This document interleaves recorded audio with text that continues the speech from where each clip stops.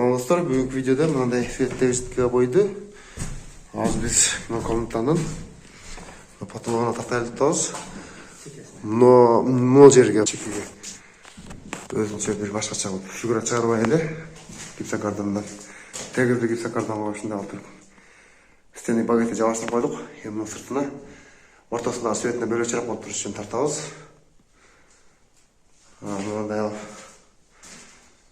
жерге бір свет болды. Мына свет, мына дуалға беріледі, потолға беріліп тұрған свет дуалына да беріледі. Дуал сплошной болып тұрақ. Мынасы біздің видеоны аяғына шейін бізбен бірге болып, комментарий жазып, лайк басып қойғыла, анамызға кеттік. Мен баштадық мындалып. Үш свет болды қазір. Мына светті чекеге болады айырмасына. Бүт айырмасына шыдан болаттағы ортасына ашық светтерін қылауыз.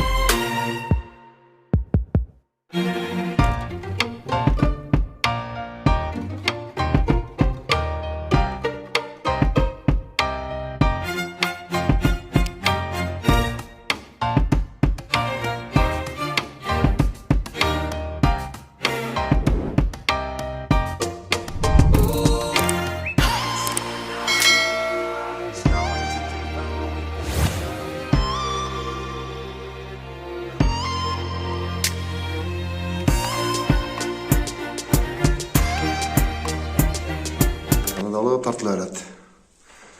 Кейін бұл құрғанда сәр ашық свет болып қалады.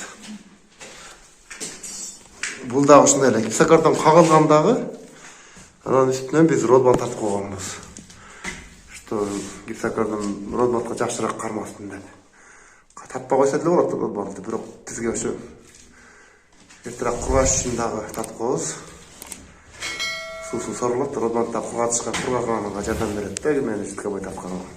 Жітке бойдың сусын құрғатқанда жәрдем береді. Родбан тартып қойсаңаршы.